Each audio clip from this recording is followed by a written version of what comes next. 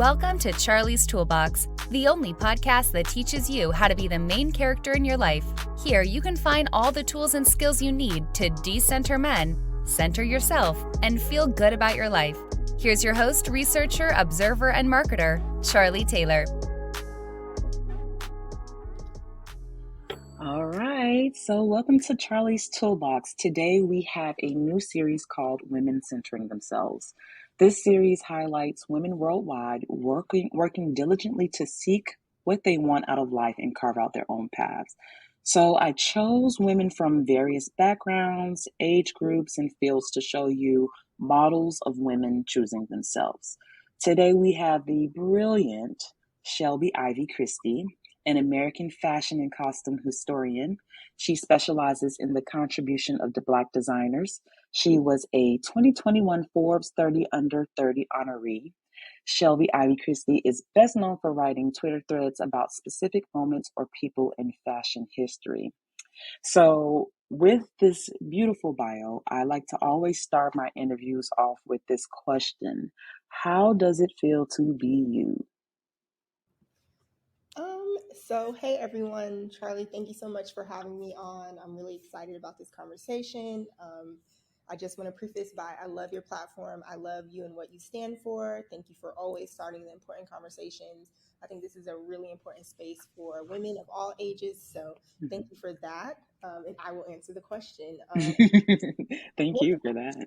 Like to be me, it feels quite chaotic sometimes, honestly. I have ADHD and I struggle with anxiety, so a lot of it is worry. We have coping mechanisms and boundaries with myself to manage, but to be quite transparent, sometimes it can feel chaotic. I wear several different hats. As you stated, I'm a fashion and costume historian. In my 9 to 5, I still work in luxury fashion, so I am a brand and marketing manager. So I still work 9 to 5, and then I also have my own team of management and agents, literary agents, producers, who I'm also interfacing with, and then my own projects. So I'm also switching between hats throughout the day. So it can feel quite chaotic, but all in all, it feels good. It feels good. The chaos is balanced and outweighed by all the good. So, yes. Wow.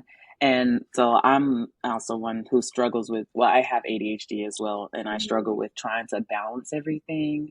So it's great to kind of have someone who seems to like have all these, all of these hats, all these things going on, and they're still finding some time for themselves, and they're still finding some time to like reach some of their own goals and personal interests that they're interested in.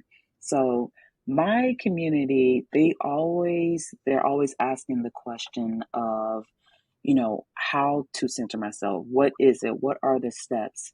But they're not necessarily sure what the process is. And I often tell them to follow their gut or follow their heart. But I am curious to know for you, what does that look like and what does that feel like? What does it feel like to follow your intuition or to take a leap of faith on a project that you're interested in? For me, I'm always checking in to see if it's getting me to a goal that I've set for myself. If it's work related, like if it's work, I'm always tracking to a goal. Like, is this ask going to have a halo effect and help me get a step closer to what I'm trying to achieve? And I'm always doing that check-in. A lesson that I learned early on, actually, when I worked at Vogue, something that Anna Wintour imprints into her team is the power of no. And what that meant was discernment. Don't be afraid to use the word no. When you say yes to something, it should be absolutely something you want to do. It should be something that you're excited about or something that's going to be helping get you to where you're trying to go, execute your vision. So I am very careful about my yeses when it comes to work. In my personal life, it's a feeling. I also have boundaries around my personal life, which I know we'll get into, but always checking in with myself about, am I going to regret this decision on the other side? Am I going to be able to be comfortable with this 3 days from now or a week from now or a month from now? Are kind of how I check in with myself to make sure that I'm centering myself and really doing what I want to do. Of course, in personal relationships, there are compromise. I never try to be too rigid. I'm still learning in that. But yeah, I try to be flexible, at least on the personal side, to make sure that at least whoever I'm in relationship with is also having their need met. They're not coming outside of their self to give me a yes either. I try to be respectful of that.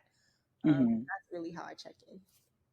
I like that. I like that a lot. And I'm actually kind of curious to know, like, so you talk about your gut and you talk about your goal. So what happens when those two things oppose? So say for instance, this is a great goal, but deep down inside your gut is not really feeling it. Do you keep going or because it may be anxiety, or do you kind of take a break to stop? Like, how do you process those conflicting feelings? I think in my younger years, I would have just kept going for the sake of Mm-hmm. getting to where I wanted to be, which now at 31, I know that that probably isn't what's best for one's self-esteem and like personal development as a woman. It's Mm-hmm. Mm-hmm. probably positive for my career. And I was very career driven um, early on in my young adult life. Now I'm definitely more discerning. If I have that gut feeling, sometimes it's not a, I describe it as a dimmer switch for me. It doesn't mean Mm-hmm. that it's completely turning it off. It means it has to be dimmed, which means it has to be adjusted to suit me. So Mm-hmm. it might be one of those instances where it's not a yes to the initial ask. That ask now has to be tailored to what makes me feel comfortable. Mm-hmm. It doesn't need to always be a stark no or a stark yes. Sometimes it's on the sliding scale and you just need to tailor it, clean it up, get it to a place where you feel comfortable enough, because you need to check in with your gut and check in with yourself. Is your gut telling you no because there's a condition that you're not comfortable Mm-hmm. with, right? Like in work, if I'm being commissioned to do content, is my gut okay with the ask, the brand doing the content? Sure. Mm-hmm. Is there something in the usage? Is a year's worth of usage worth 1K? No. My Mm-hmm. gut might be like, it's not a no to the project, it's a no to this particular ask within it. And it's like that in my personal life too. Mm-hmm. I have a boyfriend. Something we discuss openly is our boundaries, and something we've been discussing lately is about our boundaries. And even Mm-hmm. then, it's give and take. And I have to check in with my gut about, like, okay, maybe this isn't it's not malicious. Um, Mm-hmm. where can we meet in the middle? If my gut is like, I don't, is my boyfriend trying to trick me into going out at 9 o'clock because he's, just hasn't managed his time well all day? Should I come out of my house at 9 o'clock versus Yeah. 7 o'clock? Mm-hmm. I have to be able to assess like what the intent is, or did time just get away from him? He's a single dad, full-time dad. Should Mm-hmm. extend some grace. So it's kind of just a sliding scale for me, like a dimmer switch in a situation where the ask might be exactly what I want to do, but there might be components that aren't, and my gut is kicking in. I'm going to try to scale it to at least tailor it to make it more comfortable for me and more comfortable Yeah. for me to say yes. I like that. I like that a lot. And when, you know, in those situations, you're going to have times where you're going to have to articulate your no. And I know that there's a lot of fear behind that. And the question that I have for you is, how do you gain that confidence to establish your boundaries, to tell them, I can do this, but I cannot do this, without fearing like, oh, I'm going to lose this opportunity, or I might ruffle someone's feathers. How do you get out of that mindset, and what inspires that confidence? I think it's two-part. Some of it is trial and error. It's Mm-hmm. some of it is I've said yes to things that I've wanted to say no to, and then you get to the other side and you talk to somebody else and they're like, oh girl, you could have asked for this number. Mm-hmm. I worked with a creator who was able to do this, or don't you know so and so in the other department got promoted in her first year, or it takes for you to take less than you deserved a few times. You're like, oh Mm-hmm. no, never again. Right. So some of it is fueled by that, like saying yes to things that I felt like maybe I shouldn't have, but I went along with it. And then on the other side, I'm like, I definitely could have pushed back on this or that. Mm-hmm. The other part of it is, I think, confidence. um, feeling like things that are for me are for me and nothing is a missed opportunity, feeling, resting in that whatever God has for me is mine. And yes, there are ways that we can get in our own way, but not really, because if it's for you and it has your name on it, he's going to get it to you in another way. And I've learned that just through, in my early 20s, I was a college dropout. I went to community college before going back to college. Like, I did everything super untraditionally and still was able to get to these milestones that most adults would consider, pretty successful. Right. And so I don't really believe and buy into a lot of like fear, fear mongering that older adults have put into us about like missed opportunity, or you don't want this to be difficult, or I don't really function from a place of fear. It's more so confidence in knowing this is what I have to offer. It's worth this. If someone can't concede or meet me here, then we are not meant to be partnered right now. Right. Let's revisit it in a year. And that happens. Like, sometimes it's a no to this ask, come back, have a budget, or let's revisit it at a later date when it's more aligned for me and my team and what we're trying to do. Sometimes it's not like a forever no. So I think that gives me some comfort too. Yeah, I like, I know I'm saying like I like that, but I really do like the things that you're saying, because we are often instilled, especially if you're a Black woman, like, hurry up and take the opportunity. You may never get it. And that can be crippling sometimes, and that can kind of lead you astray to some of the things that you've planned out for yourself, or it could make you turn against your own values or your own goals. So when you are thinking about your life and you're thinking about some of your goals, what are those internal and external boundaries that you set for yourself and for others? I know for me, there are certain internal boundaries that I have for myself, just to make sure that I am functioning how I want to function in the world. And there are also some boundaries that are external, that how I want people to treat me. So I'm curious to know what that is for you in maybe a romantic and a non-romantic setting. Yeah, so in a romantic setting, boundaries look like, for me, self-advocating.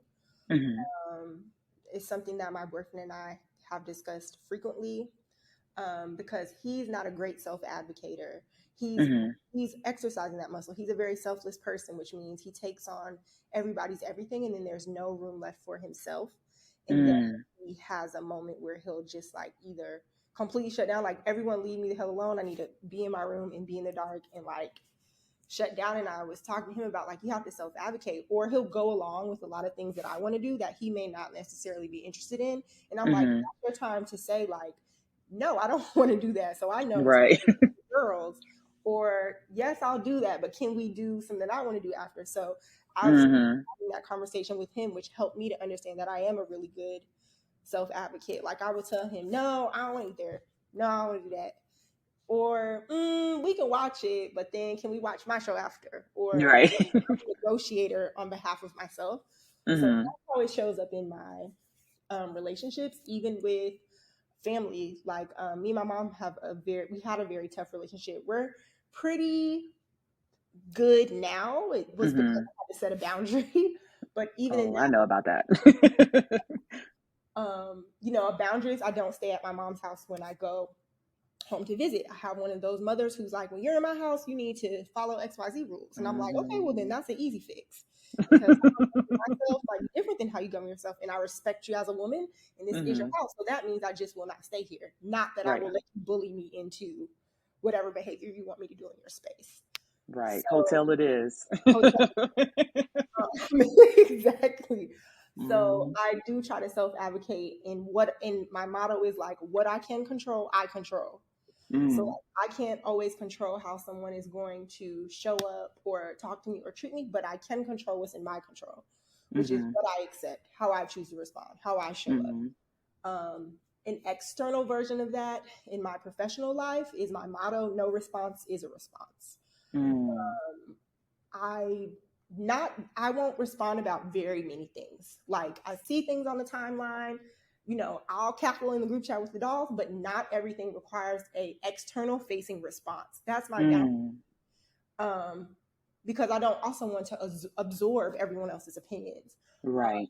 thoughts, and everything about what I say. I can tweet something, and this is not in an arrogant way. I will tweet something trying to kiki and laugh, and it'll be on the news the next day. Yeah. I mean, you have a huge platform and people revere you, so that makes sense. Yes, so that is an external boundary that I've set. Like, no is a response. No response is an answer. Mm-hmm. And so that's kind of an external workish boundary that I've set for myself. Yeah. What is it? What did Oprah say? No is a complete sentence. Like, you don't have to say anything else. That's just it. Yes. So for romantic relationships, a lot of the girls are entering into these new relationships. And we all have, past. We all have a past. We all have things that we're going through. And when you're entering a new relationship, sometimes you can get triggered. How do you handle your own stuff and not kind of put that on someone else? How do you work through that? Or how do you articulate that to your partner? I see my own therapist, and I have for some time. So I try to work through it there. But I'm definitely guilty of putting it on him, and not in a way that I was necessarily aware of until I met him. It's funny because I spent a long time single, and I was like, oh yeah, I did my work, I go to therapy. Then you get in a relationship, and it's like a mirror. Oh my God, yes. Go ahead, I'm The sorry. real work is really unpacked and done in relationship with him, because there will be a sore spot we'll hit in a discussion, and I wouldn't even know that it was a sore spot. I thought that was healed. I thought I worked on my temper and my anger until we get into a disagreement. My voice is up 5 octaves. Right. You don't know until you're in it. So I think I'm still learning how to do that, how not to make it his issue. But at least for me, I try to go to therapy. I try to manage it. When he gives me feedback, I try to really absorb it. Even if it's not in that moment, take it away and discuss it in therapy, or unpack it with my friends, or get a second opinion from someone who I know is wise and who I can trust. But that's kind of how I try to mitigate some of that. But some of it is just, like I said, I'll be honest and transparent. I got into a relationship and it was like a mirror. There were so many pockets of things that just I would not have learned that were still sore spots, or that I still needed to do a little bit more work on if I hadn't been in relationship. Yeah. And it's crazy when you are in relationships like that. For me, it helps me reflect on grace. And like sometimes I am not as gracious as other people are to me. So it makes me reflect on myself and just kind of be like, okay, you need to do more work on grace and extending people grace, because there are moments where you fuck up and you look terrible and bring in a lot of chaos, and people are gracious towards you. So you need to learn how to kind of increase that muscle with others. No, so same. Yeah. So I get it. It's funny how I had the same situation in a past relationship where I was just like, oh my God, not done with all my work, but I've done so much work. I've been in therapy. Then I got a relationship and I was like, oh, I'm a lot more tender than I thought I was. I gotta work on this. I gotta work on it for myself, but I also have to work on it for my partner, because I want to make this relationship work, and I want to make sure that it's a positive and healthy dynamic. So I definitely get what you mean when you're talking about, relationships are a mirror.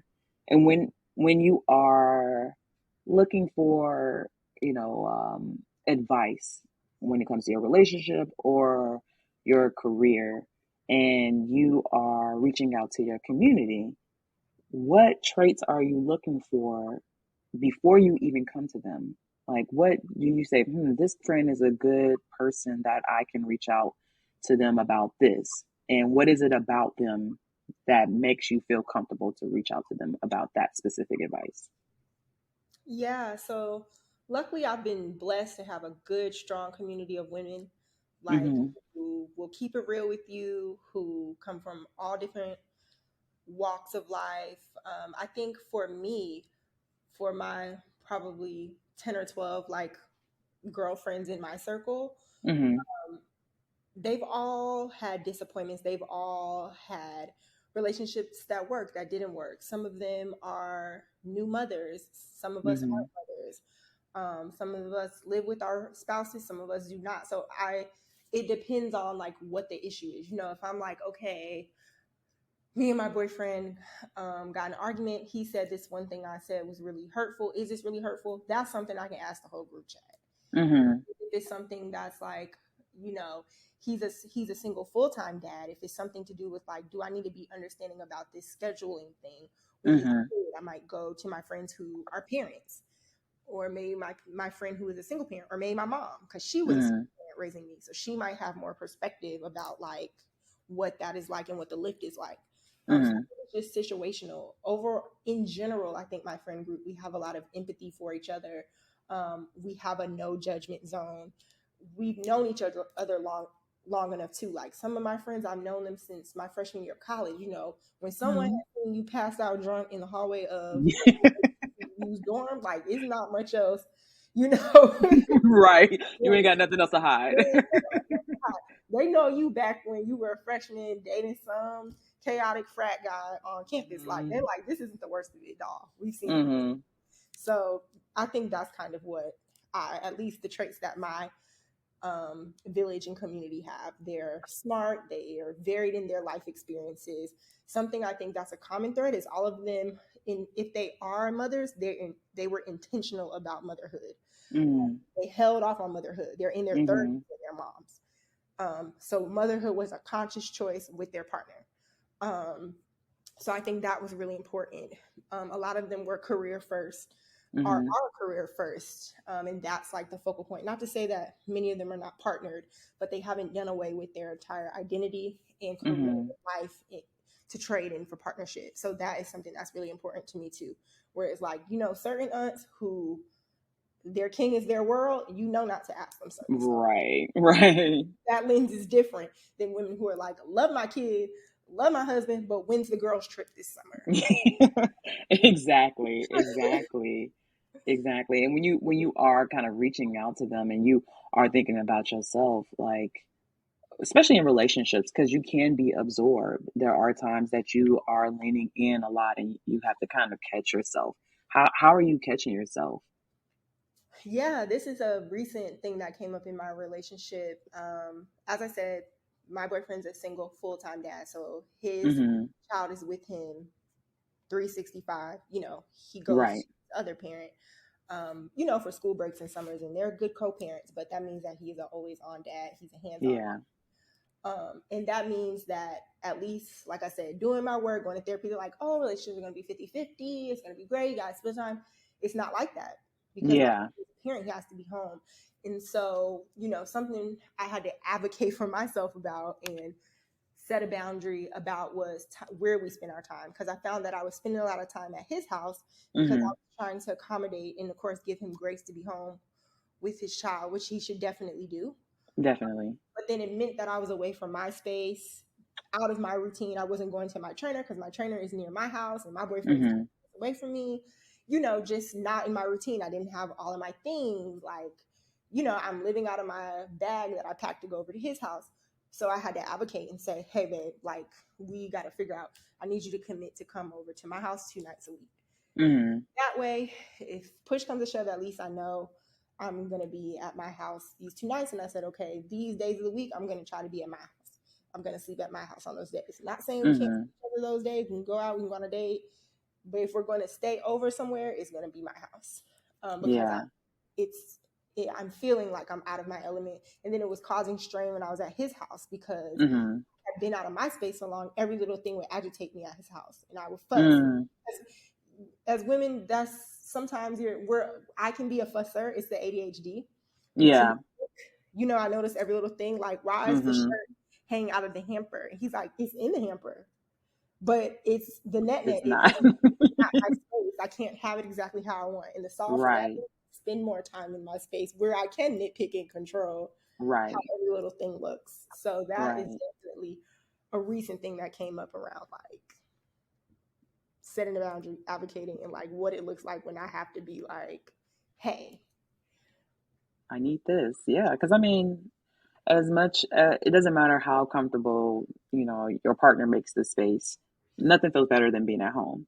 right. So I definitely understand, like, and no one wants to travel, or no one wants to have this big old bags that they have to carry everywhere they're going, just to kind of hang out with someone they care about. So it does make sense that you have to, that you are advocating for yourself, and that you are making sure that you're in your space, and you're just as comfortable as he is comfortable with, how his life is set up. Um, when it comes to, so there are romantic boundaries, and then there are non-romantic boundaries. And, I think in particular, I am curious about this with advice. Are there boundaries that you create with your friends, or are there some things that you're like, okay, I can tell them about this, or this may be off limits because, I want to not protect my relationship, but I want to have some kind of sanctity with my relationship. I'm curious how you navigate that. Like, what is on limits? What is off limits? What can be discussed? What's something that don't think that, well, what's a boundary that you think you can create with your friendships? Yeah, I definitely think there are boundaries. I think because relationships involve a whole nother person, like you have to be Mm-hmm. mindful of their privacy and like, Mm-hmm.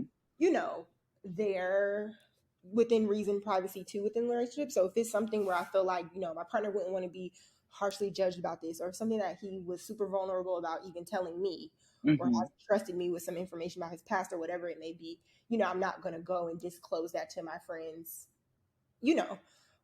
But within reason, I feel like it is Mm-hmm. okay to, be open with your friends and honest. A boundary that I try to at least identify at the onset of a conversation with my friend, and I do with my boyfriend, are do before I give it, I say, do you want advice or you want my support? Do you want Mm-hmm. advice or do you want me to listen? Are you open to advice? Like once they're Mm-hmm. done with the vent and getting it out, are you open to advice? Because sometimes people are calling, your friend might be calling you just to like vent and let it out Mm-hmm. in that moment. Maybe the next day or the day after they'll text you and be like, okay, girl, what do you think I should do? But for that, Right. they might just be trying to like, girl, you won't believe what the hell this man just did. Mm-hmm. I'm Mm-hmm. trying to set a boundary with them early, not for myself, but for them to know. Yeah. Let me identify their boundary. So Right. if they're just calling me to vent, or they just need a listening ear, shoulder crown, I'm not trying to meet them with a bunch of solutions, or Mm-hmm. if that's not what they're coming to me for, I don't want to do that, or I just don't want to encroach. Like if it's giving Right. your business, I'm just trying to, and I want to make sure I mind my business. Right. Right. So yeah. What about the opposite? Because I know there's been conversation on, sometimes there are conversations in the group chat, and you're not necessarily supposed to bring that to your partner. What's that boundary? Like, how does that look like? Yeah, I mean, I'm a girl's girl. I'm a doll's doll. Mm-hmm. So Mm-hmm. most of the time, like he's not gonna really hear about whatever goes on in the chat. Like he's gonna hear top line about like, so and so said they're thinking about having a second. That would, Mm-hmm. like he's not. Right. Right. I think there's definitely girl code, even more so in cis het women relationships. Like you gotta Mm-hmm. put Mm-hmm. all information, all doll info at all costs for men, even your own. Right. Right. I definitely hear the girl code. I like that. I'm the same way. Like, what we discuss, then it's not gonna go to my partner unless they say it's okay.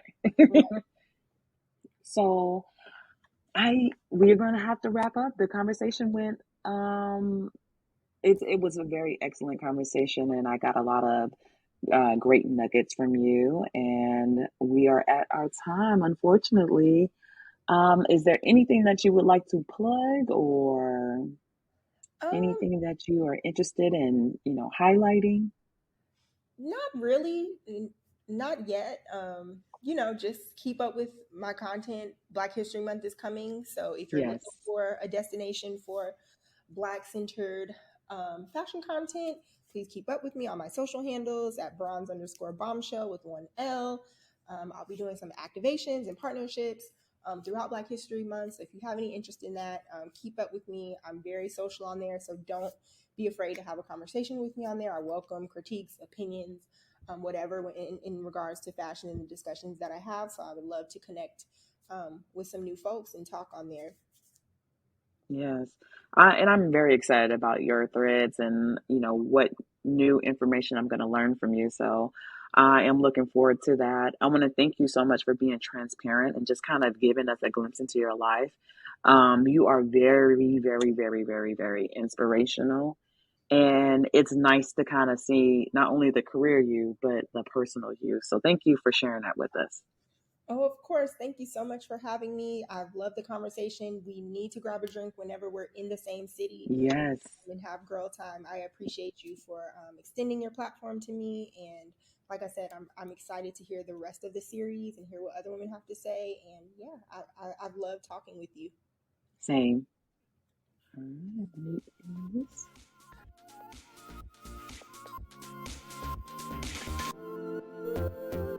For show notes, be sure to check out charliestoolbox.com. Follow Charlie on Twitter, Instagram, and Facebook at Charlie's Toolbox. Thanks again for listening to Charlie's Toolbox.